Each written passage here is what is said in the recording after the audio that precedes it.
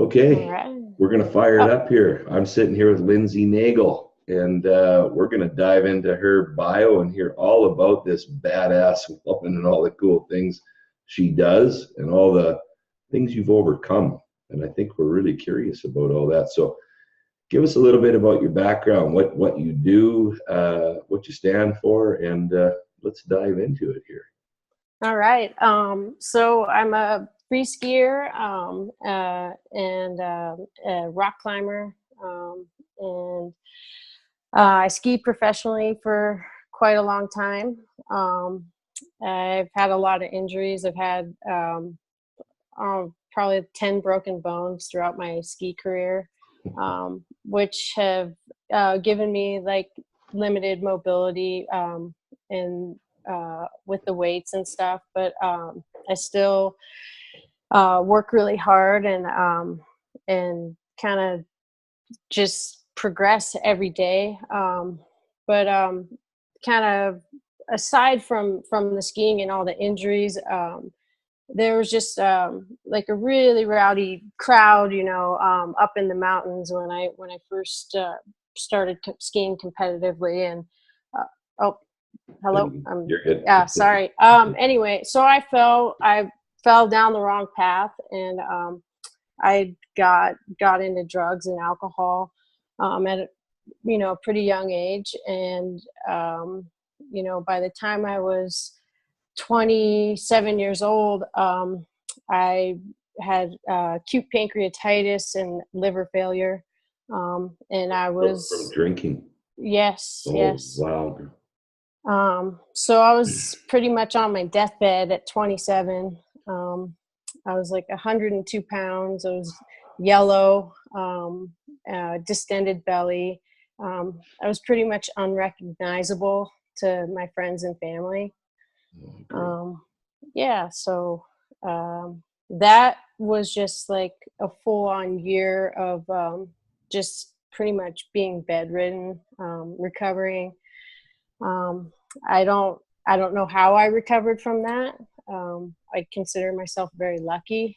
Um, but so after that, I What was rock bottom, Lindsay? Like, ah, I want to stop you there for a minute before we yeah. keep going. But at 27, and you just said 102 pounds, your liver failed, you were yellow, your family and friends didn't recognize you. What was rock bottom? What was the Um, pivotal moment, really, that you'd said, I cannot live this way? well, I mean, I was told that I was going to die, that I didn't have, more than a few weeks left to live, because I was not eligible for a transplant because I had, I was an alcoholic. And so you have to, be on a list and then have to jump through hoops, and you have to be like a somewhat healthy person to be able to get a liver transplant. So I wasn't eligible. So I just, um, that was rock bottom. And I didn't know, at that point, really, I didn't want to live anymore. I didn't care. Yeah. Which, I don't know, just months and months of recovery after that, I finally, I don't know, like I got a little glimmer of hope, and I kept catching little glimmers of hope, and I started to get better. Um, You and must have then had one heck of a support staff, though. Like I you did, yeah. I did. I have a really close family, and if it wasn't for them, if it was, if I was in a different situation, I wouldn't have made it. Yeah. So So how many years ago was that? that was over a little over 8 years ago. So about 8 years ago. Yeah. Yeah. So you're just 35 now. Yep. Yep. Okay, Yeah. well, carry on. This is good. I appreciate you diving right into vulnerability right off the bat. Yeah. Yeah. This is how we Um, learn and grow together, girls. So I really appreciate this, Lindsay. um, what is really powerful for me now is like I was always athletic, and I prided myself on that. But the first time I was able to get into the gym um, was 6 months after I had gotten out of the hospital, and I tried to lift the barbell, bench press the barbell, and it crashed down on my chest. I was so weak, and today now I can bench press my body weight 3 times, which is you know is for me that's like a pretty big deal, Yeah. because I remember that yellow sick girl, who couldn't even lift the bar 8 years ago. Yeah. And I've come a long way, like not only physically, but spiritually and emotionally. And, there's just always things that keep getting placed in my path that force me to grow. And I can see that in your smile. Like when you say that, you just light up, Lindsay. You just like, you have this gratitude about you. It's just like, I am so grateful to be given this second chance. And you emanate that when you talk. Like you're just, this is good. This is great. So I wrote some stuff down, but it's all up here anyway, but I just didn't want to get sidetracked. So cool. Do you have any questions for me? Well, I think I want to carry on with your journey here. So that was 8 years ago. So you got better, you recovered, you started to grow spiritually, mentally, physically, and started getting outside of that. But this has been 8 years. So 8 years of this growth to get you here today. I think the things I like when you share is those pivotal moments that just stand out for you, that, I bumped into so-and-so and they said this, or whatever it is in your story. But I want you to share the next 8 years from the time you recovered and got better to where you are today. Okay. So I started working again and skiing again, and I kind of got the itch to ski competitively again, which I kind of lost that. I was burnt out on the ski industry, and I had a bitter taste in my mouth. Like I thought that all my poor results were because of other people, but really they were because of me. So it was like a learning process with that too. Getting on my skis again and starting to compete, which was I love it. I fell in love with that sport all over again. And I'm having a great time. I'm not doing it for money and for accolades. I'm just doing it to prove something to myself, that I still have it, and that, that anything's possible. You know how much hope you just give people by hearing that too. Like you said, the fire burns out of something you're passionate about. It steers you away. We get into that pity party blame game. Yeah. You got back out of that and you steered it back to be like, no, I deserve to be happy. I deserve these things that brought me happiness. And you dove right back into it. That's pretty cool. Yeah. So how did rock climbing get? So from skiing to rock climbing, obviously you're in love with mountains. Yes, I am. You're going down in 1 minute, and then you decide, I'm going to climb back up them now. How did that come about? Well, I met my husband here we live in a small town. It's Truckee, California, at the base of the Sierras. But he was a climber, and he asked me if I wanted to go climbing, and I'd never been climbing. And I was like, sure, I'd love to, but you're going to have to teach me. So that's where it all started. He taught me how to climb, and then I took off from there. So that's cool. That's cool. So something you both do together quite frequently then still. Yeah. It's a passion. Almost every day. Yeah. That's awesome. So let's go into the world of the husband. How did this man sweep you off your feet and light up your life? And at what moment? And another saving grace by the looks of it. Yeah. Well, he's just like an athlete, just like me. And I need to be with somebody who can push me and, kind of go along for the ride. And so we match, in every way. It's somebody to experience life with and do all these fun things, together. I don't know. It works. Yeah, well, that's a good Yeah. way to look at it. Yeah, it works. So how did you get into Super League, or how did Super League find you, or how did that work out? Well, I just was posting like videos of myself lifting on Instagram, and I think Sue contacted me and asked me if I would be interested, and I was like, "Oh yeah, of course." I love any chance to compete. Yeah.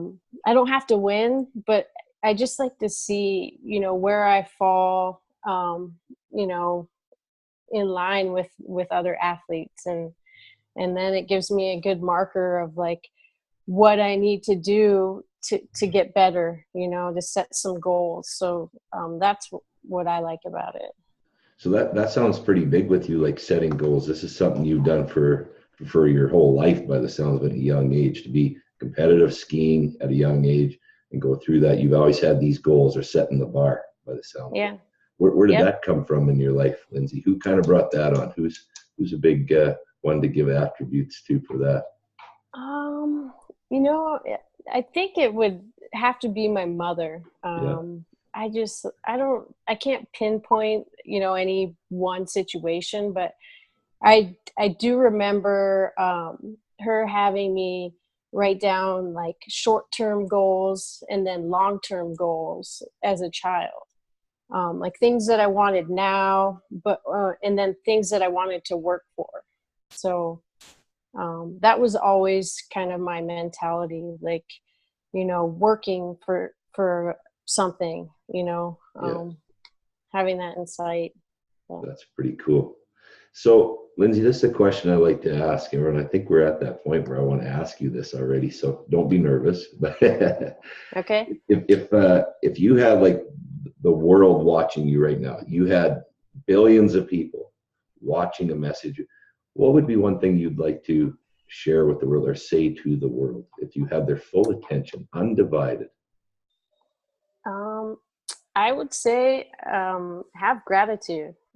Wake up and count 5 things every morning that you're grateful for, and see how that changes your day, your week, your month. Um, I don't know. That's what works for me. Well, I think that's pretty good advice, and I think a lot of us could get a reminder of that sometimes, right? Yeah. We get busy in the day to day and the pace of life, and we forget about, hey, we're breathing today. We got a roof over our head. We have food. We have Yeah. shelter. Yeah, we have all these things. So good for you. I like that. That's a great answer. And I learned so much from people when I asked that. Some are like, one thing. It's tough to say one thing, but you got into that pretty quick. So that's pretty important to you. Something you're very passionate about is gratitude. And I think fair to say too, probably from what you've come through and been through, that's a big part of your day-to-day program too, right? Yeah. Yeah. I like that. I like that very much. So where do you see yourself heading here in terms of sports and competing and the athletics and just that whole drive and initiative? What's the next big thing on the chopping block for Lindsay? I've kind of got a little curious about bodybuilding. But I love the powerlifting, but I'm 5'9", 125 pounds. So it's kind of hard to compete with the typical powerlifting build. So Yeah. I don't know. That's something I'm thinking about, but So you did the power series. Did Sue share the combine series with you? Did you have a look at that? I did. I think you'd slay that. Yeah, no, I'm gonna do one coming up here soon when I'm not out of town. So I'd love to jump into one of those. Hey, good girl. I like hearing that. There's that competitive spirit. That's pretty great. So what is on the daily for Lindsay? What do you do for your day-to-day work routine? Well, my husband has an urgent care clinic, so I do all the bookkeeping and payroll. That's like my job, Yeah. um, which I can pick my own hours pretty much. But so I wake up in the morning, and I go to the gym, probably for about 2.5 hours every day. Oh, gee, a long Yeah, time. yeah. So, and I mean, I'm not going to get into specifics of routines, but yeah. So I start my day off with like 2 hours, 2.5 hours at the gym, and then at some point in the day, my husband and I will go climb somewhere around here, and then I'll do a little work, Yeah. and that's pretty much what I do every day. Pretty active though. You guys are very Yeah, active, which is good. So tell us yeah. about your husband's care clinic. That I'm curious about that. So what is exactly does that all consist of? He's an emergency medical doctor, so we have an urgent care here in town, and he does everything from coughs and colds to huge lacerations and you name it. He's a good one to have on your side too, by the sounds of He's patched me up quite a bit, it. Yeah. so that works well too. That's a bonus. Just marry a doctor; he'll get you hooked up. Yeah, That's great, Lindsay. That's great. yeah, You know, I can't thank you enough. Like I said, everyone should know that we've never met, we've never talked. I did this via Instagram to message you because saw you as a competitor in Super League. But I think we'll have so much to learn from each other, and taking 20 minutes or half an hour in our day sometimes just to share with people our journey. I think this gives so many people hope to say like, yeah, holy, look at what Lindsay went through and look at her today. Like, like she went through all these hurdles and here she is kicking ass and taking names every day and back in the game. yeah, And I think a lot of people sometimes just don't know where to turn to find that hope, right? yeah. For me, like, I just never want to settle for mediocrity, like being mediocre. Um, I just, I think that no matter what, you can always better yourself and you can always improve. Um, so, I still have like chronic pain like every day from my issues with my pancreas, but I don't have a pity party. I don't cry about it. I just, work around it. And I'd rather be in pain and be strong than be in pain and be weak. So, Good for you. I like that. So yeah. you know what? Share that a little bit. Like you're at liver failure. Like what a Yeah. resilient, aren't we resilient as humans? So you were at that stage 8 years ago. Here you are active as hell all day long.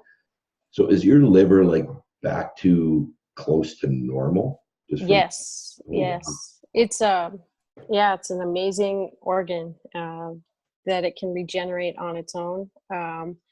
I'm just lucky that I don't have any scarring in my liver or any cirrhosis. Just it's returned to normal size, normal function. But yeah, unfortunately, my pancreas took a pretty big hit, so I suffer with just chronic pancreatitis. Yeah, So yeah, which can be very painful. Wow. yeah, Yeah. yeah. So do you drink lots of water? That'd probably be a good thing to keep telling people. Yeah, lots of water. I have to drink most of my protein. Like I can't eat a lot of meat, so trying to keep weight on and find the right foods to eat is really challenging. But I pretty much got it dialed. Um, Yeah. yeah, I like that saying. Holy shit, Lindsay, funny you should say that. I like when people say, I'm pretty dialed in. I got my shit together. I got my life going. I'm dialed in. That's awesome that you said that. yeah, That's great. Well, hey, I so appreciate you taking this time and sharing this journey that you've been on. It's a wow factor. I look forward to seeing you in a bunch more super leagues competing and slaying it.